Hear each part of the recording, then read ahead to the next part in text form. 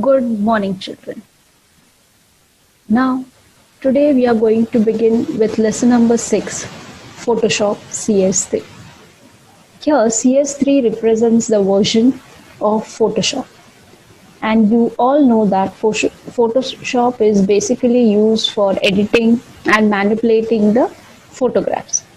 And if the photograph is not being taken, then you can edit the images or you can create your own pictures in Photoshop. So what is basically a Photoshop? It's a powerful graphics editing software program that can be used to create or prepare images for printing or website use. So that depends on you. But nowadays people prefer using digital medium than taking more prints. It is also used to restore or add life and dimension to images. Dimension means depending on the size, like passport size photograph, bigger, and various sizes. So those are the dimensions for the different types of images. This program is used by professionals and individuals alike and is compatible with both PC and Mac computers. So Photoshop is compatible with the normal personal computers and also the Mac computers. So if you have a different version of it, then we cannot use Photoshop over there. We have to first see its compatibility with the OS. What are the different features of Photoshop? Brand new streamlined interface means there are many features in Photoshop which helps us to create dynamic images like smart filters, quick selection tool. All these things are the basic features. Now I'm not reading out one by one, anyways we are going to study it. So at a glance I have just given you the features of it, and one by one we are going to study today. Now the Photoshop window looks like this. As I'm not able to share the Photoshop with you people, I have taken the screenshots and I have made it available for you. So these in Photoshop we have the menus that the previous Microsoft packages have, same like this. It's not a product of Microsoft, it's a product of Adobe Photoshop. So Adobe Photoshop, Adobe is itself a company which has got different types of softwares. Your PDF reader is also a part of Adobe. So we are going to study Photoshop, which is a product of Adobe. So it has got a menu bar. It is document window where you will be inserting the image and doing some kind of editing. You have got predefined ready-made tools to edit your images and panel which to lock the different screens while working on the different images. So that was regarding the window. So today we are going to first study is the title menu. That is the title bar of a Photoshop. It is where the name of the program and the name of the document appears. Now this you are well versed with, as in Microsoft you have studied the title bar. The same is over here. So I'll not go much in detail because these are the basics of it and you people know about it. I have already shown the menu bar. So it organizes the useful commands into menus across the top of your screen. So through the menus, you just click on it, a drop down menu appears and you can select the tool from it to use for your pictures or images. The third thing which we are going to study is display context menu. Context menu displays the relevant to active tool selection or palette. Palette means you have different color selections in that and you can have different other options except the colors. They are distinct from the menus and are found across the top of the workspace. So different sizes over here are appearing. You can select any one for it and use it. So this I have taken the screenshot of eyedropper tool. Now eyedropper tool is one of the tools present in the Adobe. It is going to give you modification to the eyedropper effect. So that is one kind of effect which can be given to an image. So you have to point over an image or a palette item, right click, and you can use this display context menu. After this comes the most important thing, that is tools panel. So in those tools I had shown you at the left hand side, This is the basic tools panel. So all these are useful tools which you can use it while modifying or editing your images. Now, what is a palette actually? It contains related options that are used to modify your image, like navigator, color, history, and the different layers. Each image you can divide it into different layers to edit it, to modify it, to give it a very dashing appearance, and so on. So this flyout includes additional options for actions for creating the different palettes. So I can, in one image itself, I can have different layers to see in which layer my image looks more brighter. After this comes the screen mode. Now screen mode is like your mobile phone and a laptop. The screen resolution changes. The same way over here, screen mode, it is used to control the Photoshop's interface displayed on your screen, and there are three screens: standard, mode screen, and the other default screen. But here the main mode is the standard mode, which displays the entire interface, and it's the mode Photoshop is used by default, and the other one takes up the most of the room. Why we use the standard? Because that has got more number of options than the other two. But if you are a professional, it depends on the type of work which you are going to use. But over here, we are only going to use the standard screen mode.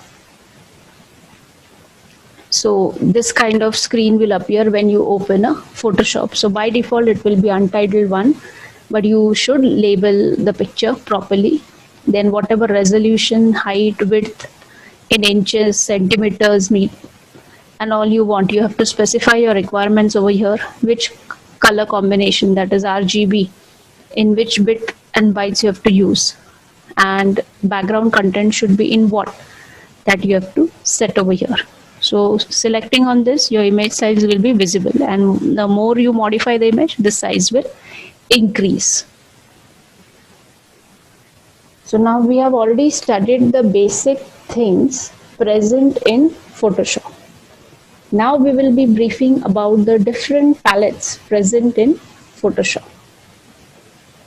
So Photoshop 3 has a clever system for storing and accessing palettes. So they are easily extendable and collapsible. Means expand means if it has got more options, it will expand, and if it has got like if you don't want the options, you just collapse it, so it comes back to it. So each and every option will have multiple things present inside it. Once the work is done, you just close it, means it will collapse inside. By default, some of the most commonly used palettes are grouped into vertical dots, which are also called as dark gray areas, and are present on the tools palette. So you can use it from there. Also, you can reconfigure the docs, means you can have different palettes in it, and each palette can be reconfigured later on also. So it's not compulsory to define at the beginning only. As we knew to create a file, we also should know if we have saved a file, how to open, and that is by default for all the Microsoft packages. It is same way for the Adobe Photoshop is also the same procedure. Then are the different tools which are present in the Photoshop. So first tool which we are going to study today is the selection tools. The selection tools are of basically four, that is rectangular, elliptical, single row, and single column. And in that, the first important tool which we are going to study is the Mark Me tool, and it is found in the uppermost left corner of the toolbox. So Mark Me tools is found in the uppermost left corner, and it is the most frequent used selection tool. So these are the different options. Rectangular selection tool is like this, elliptical is circular, single row Mark Me tool, and single column Mark Me tool. For example, this is an image, and see the way it is got selected. So they have used a rectangular Mark Me tool. So this is the explanation given over here, but If you practice it, this tool will be more clear for you people. Then comes the next important tool, that is the lasso tool, which is used for selecting the images. It selects an area in your image in a free-form shape. Means if it is not of a regular shape, then you have to use a lasso tool. It means you have to select the border of each and every picture of it. Means it is basically for the irregular shapes within it. And then you can select it with this tool. And if you want to be more precise, you have to use the caps lock key and you have to use this particular tool. In lasso, we have basically two types, that is polygonal and magnetic. Magnetic is going to select a part of an image by selecting the high contrast edges, and polygonal is going to select the straight edges, segments of a selected border. So that depends on the type of picture you have, that tool you have to use. After this comes the quick selection, means fast, forward and easy. It makes the selection based on color and texture similarity, and it can be clicked or drag the area you want to select for it. So quick selection tool will easily do the selection for you if you don't want to use the lasso tool. Crop tool you have already used in PowerPoint also, and you have already used in Word also. Same tool is present in Photoshop, so you can use the crop tool over here also. Move tool helps you to move the selected image from one part to the other part.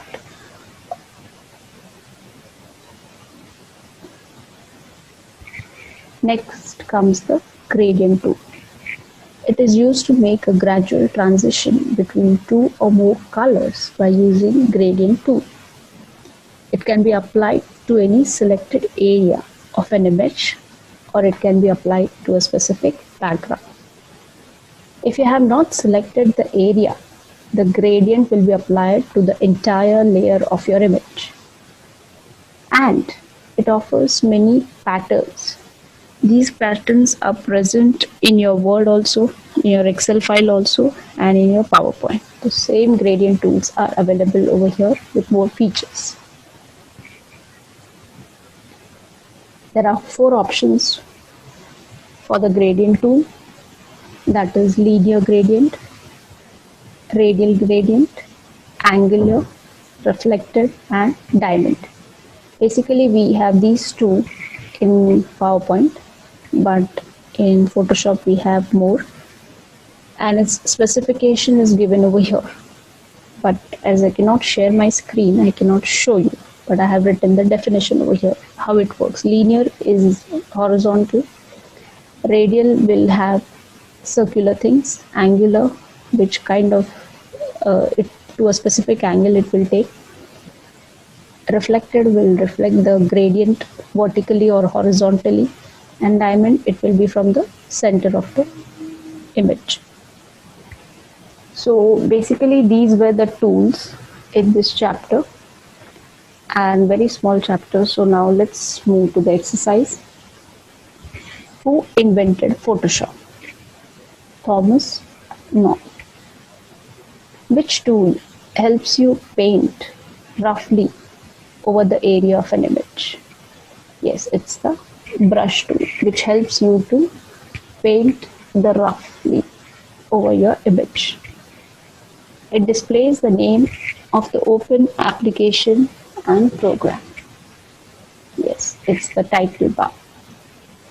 It selects an image or its part to perform cut, copy or edit operations. That is selection, and there are 4 types in it. The shortcut key for crop tool is C. This gradient shades from start to end in a straight line, so it will be always linear. Now let's do the fill in the blanks. The default extension of a Photoshop is .pst.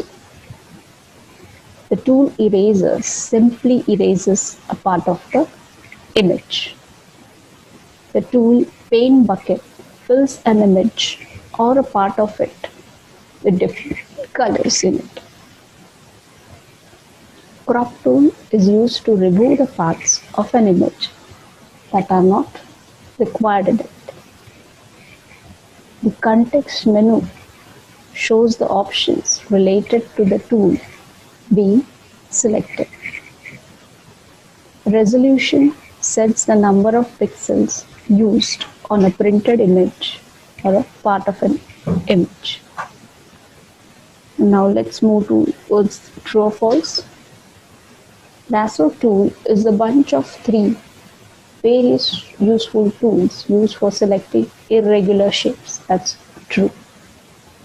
Quick selection tool creates a blend between 2 or more colors. False. It's not between 2 or more colors. It doesn't create any blend. It is a selection tool. Crop tool is used to move a selected part of an image. That's why you crop it. That's true. The shortcut key to select magic wand tool is M. False. Marquee is a blinking selection border. True. That's why it is called marquee, which will be highlighted every time. Pencil tool is used to draw freehand drawing with hard edges. True. That's why we use a pencil tool. Now let's move towards the big answers. We have only 2 big answers in this. What is a Photoshop and explain its features?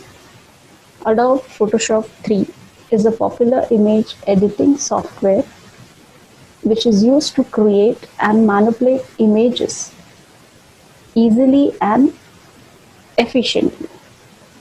Photoshop is originally created by Thomas Knoll and further developed by Adobe Systems. It is popularly used by artists, designers, and photographers in various fields such as architecture, animations, web design, journalism, etc. So your newspaper cutouts and all can also be developed in Photoshop if there are images present in it. So the features are, it's a very user-friendly interface. Photo manipulation can be done in less time and efforts because it is only meant for it. Preserve the original state of the image while manipulating the image through layers. It is also a simplified printing option which makes it easy to use as a preview, and it is available while printing. It produces multiple or complex images because we edit it to a very large extent. It creates a graphic file with a very small file size. So depending on the work you have done, the size will vary. Now the main difference they have asked between a crop tool and a move tool. Cropping means to trim an image by adjusting its boundary. This tool is used to remove or hide the parts of an image that are not required. When we select an area of a picture with the crop tool, it marks the selected area and deletes everything outside it. It uses colors, shading, as well as it's a useful while visual clue making a crop. And what is basically a move tool? It's used to move a selected part of an image to a different place in a particular file. So that was regarding the big answers. Now we have the last part, that is application based. Why application based? Because this tool, the software is basically applied for the images. So they have asked application based question on it. Anup has designed a greeting card in Photoshop. He wants to change the color of sun from the existing color yellow to red. Which tool will be suitable for this? Paint bucket, which you have done in your paint software also.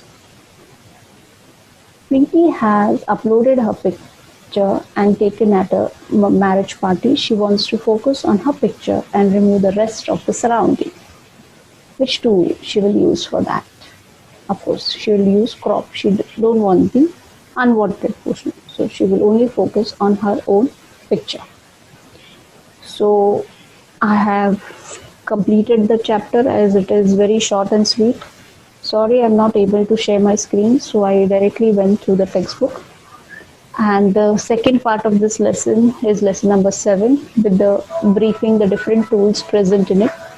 That chapter also I'll be doing like this because I am not able to share my screen with you. So please write the question answers in the textbook itself with a pencil. Bye for now. Take care and God bless you.